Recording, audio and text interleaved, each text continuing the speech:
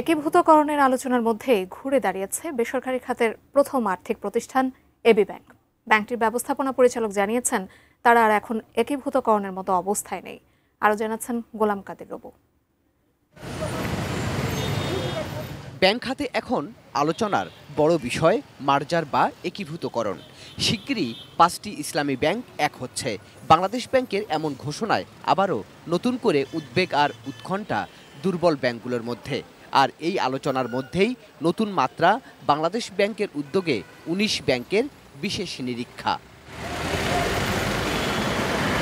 নিরীক্ষার তালিকায় থাকা ব্যাংকগুলোর মধ্যে সবচেয়ে বেশি আলোচনায় আছে এবি ব্যাংক। তবে ব্যাংকটির ব্যবস্থাপনা পরিচালক বলছেন, নিরীক্ষা মানেই একীভূতকরণ নয়। বিভিন্ন ব্যাংক কিন্তু অডিট হচ্ছে। সো আমাদের যখন জুনের অডিটের যে টিমটা আসলেন বাংলাদেশ ব্যাংক থেকে, তারা যখন দেখলেন আমাদের নন পারফর্মিং লোনসের আসল চিত্র, এবং তারা নিজেরাই বলল যে আপনারা তো আমাদের কাজ করে ফেলেছেন অলরেডি। বিকজ তাদের কাছেও এটা একটা বড় সারপ্রাইজ ছিল যে আমরা আমাদের টোটাল ডিসক্লোজার আনবো কিনা, হয়তো বা তারা সন্দিহান ছিলেন, বাট আমরা টোটাল ডিসক্লোজার নিয়ে আসছি। এই অডিট মানে মার্জার না। এই অডিটের বেসিসে অনেক সিদ্ধান্ত নিতে হতে পারে, কিন্তু সেটা একমাত্র যে এটা মার্জার করার জন্য হচ্ছে সেটা কিন্তু একদমই ঠিক না। আমাদের মার্জ হওয়ার প্রয়োজন নেই, অবশ্যই আমাদের ক্যাপিটাল ইনজেকশনের ব্যাপার আছে।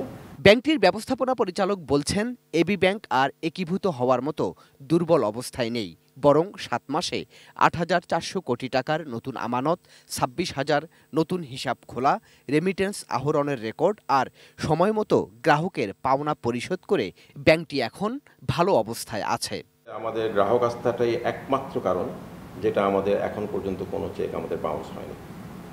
এছাড়া আমি মনে করি আমাদের সরকারি প্রতিষ্ঠানের যে ডিপোজিট, কর্পোরেট ডিপোজিটগুলো এখনও আছে এবং আমরা পাচ্ছি, তারাও এই কনফিডেন্সটা ফিল করছে যে টাকাটা রেখে তারা টাকাটা পাবে। এবং তারা কিন্তু বিভিন্ন সময় আমাদের কাছে বড় বড় অ্যামাউন্টের চেক প্লেস করে দেখেছে আমরা দিতে পারছি কিনা, এবং যখন আমরা দিতে পেরেছি তখন আমরা আবার তাদের থেকে ডিপোজিট পেয়েছি।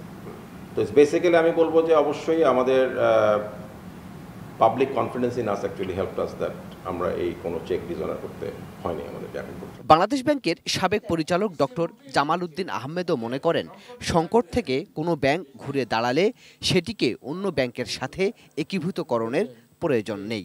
ডিপোজিট বাড়তেছে, বাড়তেছে, পারফরমেন্স বাড়তেছে, বোর্ড চেঞ্জ করার কারণে বোর্ডের নতুন নেতৃত্ব আসছে, সে তারা এফেক্টিভলি প্রফেশনাল পিপল দিয়ে আপনি ইকুইপ করছেন, সেই ক্ষেত্রে আপনার উন্নতিরও সুযোগ আছে। এটাকে কিন্তু আপনার খাটা করে দেখার কোনো সুযোগ নেই।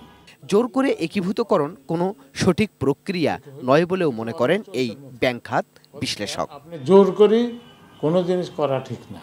গোলাম কাদের রবু, এটিএন নিউজ, ঢাকা।